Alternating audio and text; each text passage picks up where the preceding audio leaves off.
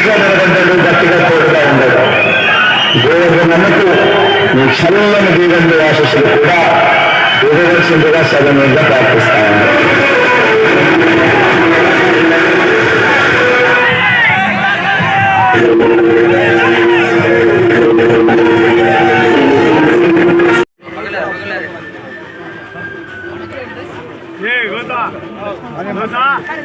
Vote వేరనేటువంటి సంతృప్తి పడుతున్నాడు తప్ప అయ్యో పేదవాడికి ఇంటికి చేరాల్సినటువంటి పెన్షన్ అందించలేకపోయామనేటువంటిది ఏమాత్రం బాధపడేటువంటి పరిస్థితి లేదు.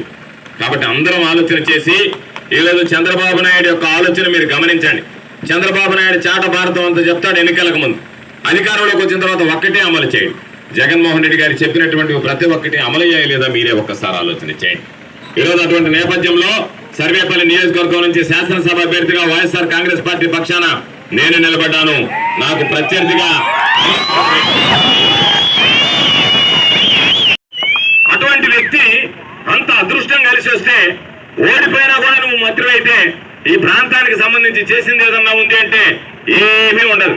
ఈరోజు ఒకటే గుర్తుంచుకోండి, నేను ఈ రోజు ఈ గ్రామానికి వస్తే ధైర్యంగా చెప్పగలను, సిమెంట్ రోడ్లు వేయించా, సైడ్ ట్రైన్లు వేయించా, త్రాగునీటి వసతి కల్పించా, రైతులకు సాగునీరు ఇచ్చా, ఇవన్నీ చెప్పగలను. ఇవన్నీ కనపడేటువంటివి. అభివృద్ధి అనేటువంటిది కనపడుతుంది, విమర్శలు కనపడవు. కాబట్టి సోమిరెడ్డి కనపడేటువంటి అభివృద్ధిని చెప్పుకోలేక, చేతకాక, చేసింది లేక ఏదో ఒకటి మీద విమర్శలు కురిపించి వెళ్ళిపోవడం తప్ప అభివృద్ధి చేసి ఉంటే నేను మరలా ఒక ఛాలెంజ్ విసురుతున్నా. నీ హయాంలో 2 సార్లు నువ్వు పనిచేశావు. ఎక్కడన్నా ఒక్కసారైనా సరే 2009లో ఈ ప్రాంతానికి వచ్చావు.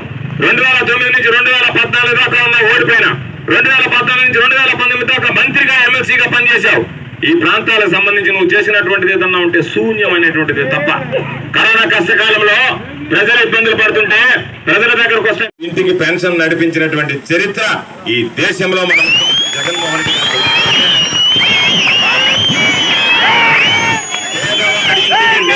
పెన్షన్ ఇస్తే చంద్రబాబు నాయుడుకి వచ్చినటువంటి నష్టం ఏమిటో తెలియదు, కానీ జగన్మోహన్ రెడ్డి గారికి ఓటు వేస్తారని ఈరోజు ఎన్నికల కమిషన్ ఫిర్యాదు చేసి ఈరోజు పెన్షన్ ఇంటికి రాకుండా వాలంటీర్లు పంపిణీ చేయకుండా అడ్డుకున్నటువంటి పరిస్థితి.